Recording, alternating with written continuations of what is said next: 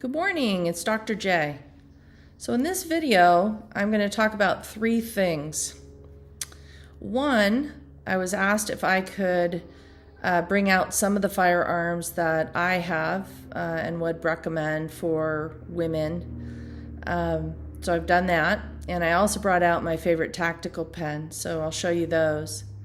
Two is the question of how do you get started in terms of building a safety plan.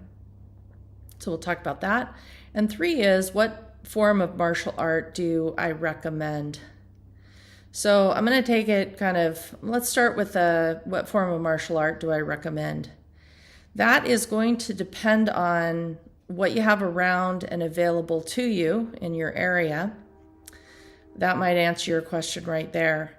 But let's say you have a lot of options. The single most important factor, I feel, is the quality of the instructor and their experience teaching.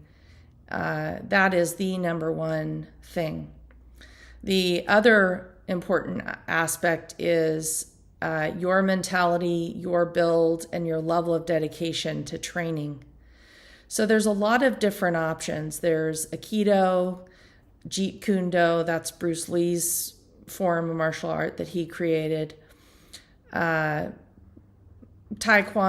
Judo, Thai boxing, Krav Maga. There's just so many, karate, there's just so many options.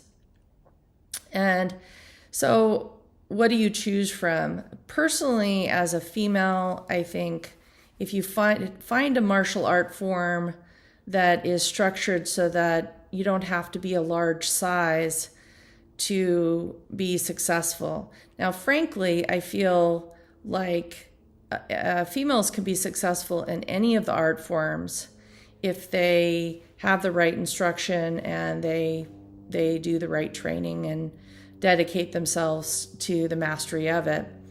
But things like Aikido, Jeet Kune Do, I think these are some of the art forms in particular that, Bruce Lee was not a physically large person, and yet he was an absolute master, amazing martial artist.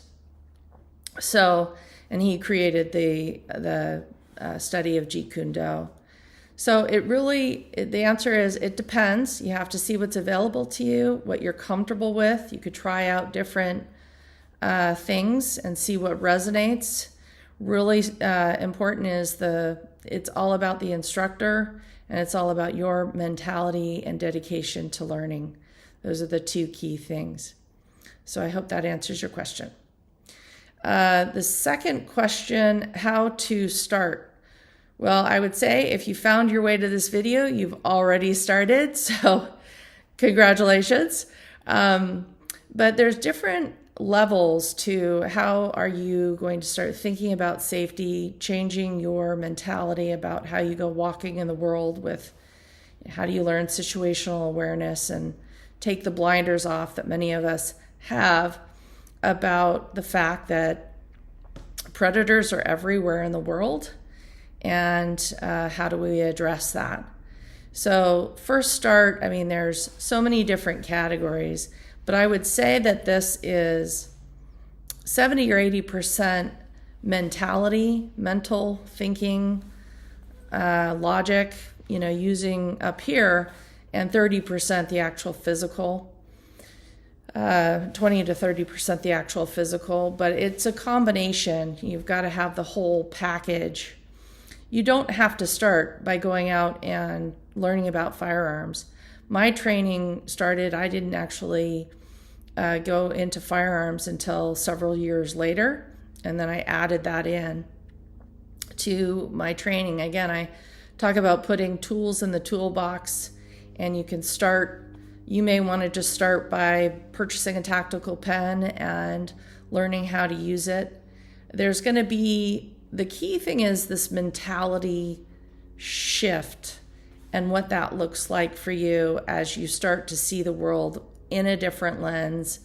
You gain skills, you build your confidence, how you carry yourself. All of that's going to shift as you as you gain and build your skills and your level of knowledge and about situational awareness. And so everybody's process of advancement and training is different. But you could start, like I said, with mace, tactical pen. It's really what you're comfortable with. Some people say, no, I want to start with a firearm and get that instruction. So, but just learn at your own pace. You don't have to be a hero. And I started in my 20s, and I'm in my early 50s, and I believe it's lifelong learning. You have to have, I feel humility is really important. Stay humble and always be open to learning new things, adjusting and adapting. And I wish you luck in your journey. The third question I had was about what do I own, and could I bring some of those out? And so the first item is my favorite tactical pen. Like I said, I own many of them, but this in particular is my favorite. I hope you can see that well enough. And it's got the flat end there. There's the tip here. Maybe it's better to show it to you from this angle. It's got a nice clip.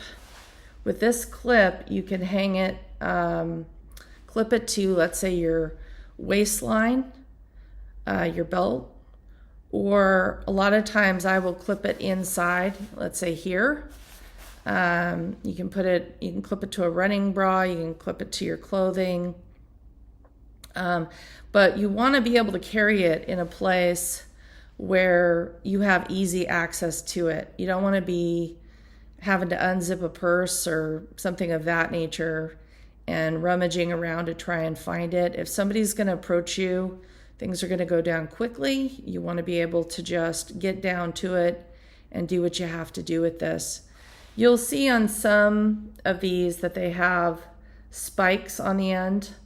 I'm not a particular fan of those type of tactical pens. They're considered DNA catchers. If I'm stabbing somebody with this, I'm going to get some DNA on this side anyways. But the reason I like the flat end on this, and this feels substantial, it's got weight to it. It feels sturdy and hardy. So, but I like to put my thumb right here and grab in. You can come up like through this way or what have you. You'll learn how to use this with whatever instructor you choose. But the point is that if you hold something like this and you're coming in, it can slip, let's say, through your hand, and you don't have as much force. If you have your thumb on the end and are going in, I think you get a better punch. So that's the tactical pen that's my favorite tactical pen, at least for now. And again, the places to focus on with that, I generally would focus on the neck area. And the idea with that is disrupt the windpipe, disrupt the vessels and vasculature. If they're bleeding and they can't breathe, you are not going to be their priority in terms of continuing to go after you. So if you want to stop the threat, which is the goal, stop the threat, be able to walk away alive and hopefully unharmed, I go for the neck, and I want to buy myself enough time to get out of there. So that's the tactical pen. Okay, so the last topic, I'm actually going to change views here, and I've just put the firearms on a tabletop on a towel so that we can go through the three options. So one is the Glock 19, the second is the Smith & Wesson 642, that's a revolver, and the third is the 6-hour P238. So these are three handguns that I own. And the question was from one of the viewers, what would you recommend for firearms for women ultimately, it's going to depend. I would recommend that you take the advice of your instructor, because they're going to see how you're shooting and your style and so forth, your hands, your anatomy, everything. So you should take the instruction or the recommendation of your instructor. That's what I did when I first started. But these are some options for women. I know several women that own these. I myself really enjoy these 3 options, and so I will share them with you. Okay, you guys wanted to see some options for firearms. And these are the 3 that I enjoy the most and use the most. So this guy over here is it's a revolver. It's a Smith & Wesson 642. That was the second firearm that I purchased. This is the Glock 19. This was the first firearm that I purchased, and I love this gun. Absolutely love this gun. I don't really use it as a concealed carry weapon anymore. It tends to be a house gun, but it's a little bit, you can see there's a substantial size difference between it and the other options on the table here. And this is the Sig Sauer P238. And of all the 3, I think it's my favorite. I use it as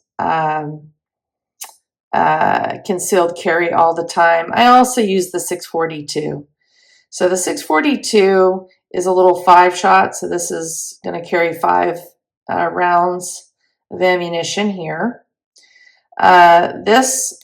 These are unloaded and empty, so I don't have a magazine in there, but it'll carry 10 bullets. Okay, and this guy, again, the magazine's not in there, it carries 7, so smaller. But of all of them to shoot, I enjoy this one and this one. This one would probably be the 3rd, but this guy's really easy to conceal carry, very easy to conceal carry, and this is the house gun. And just to give you an idea of about what it looks like in my hand, so I've got a good purchase on the gun with my hand. A lot of men I know feel that it feels too small for them, but for women, this was recommended to me, and I really enjoy this gun, and it is a very easy concealed carry. So that's the Smith & Wesson 642. This guy, it's hard to do this while filming here, similar, and this one has a safety. There's the safety right there, and that safety is on. And easy again, very easy to conceal, very comfortable in my hand. That's the Sig Sauer P238. And then this guy, the Glock 19. This guy, quite a bit bigger, carries 10 rounds, and there is no safety on the Glock.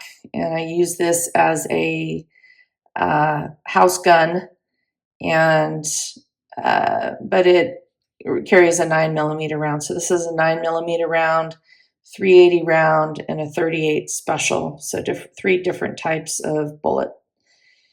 And so those are 3 that 3 of my favorite handguns that I own.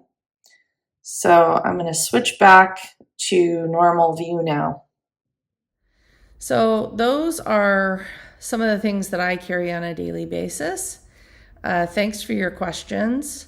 If you have any requests, or you want to ask a question or share an experience, you can send that to info@sheprotects@gmail.com. And I'll put that in the description below. But I really welcome your feedback and your questions, and am enjoying hearing about some of your experiences. And thank you for watching the video, and we'll look forward to seeing you in the next one.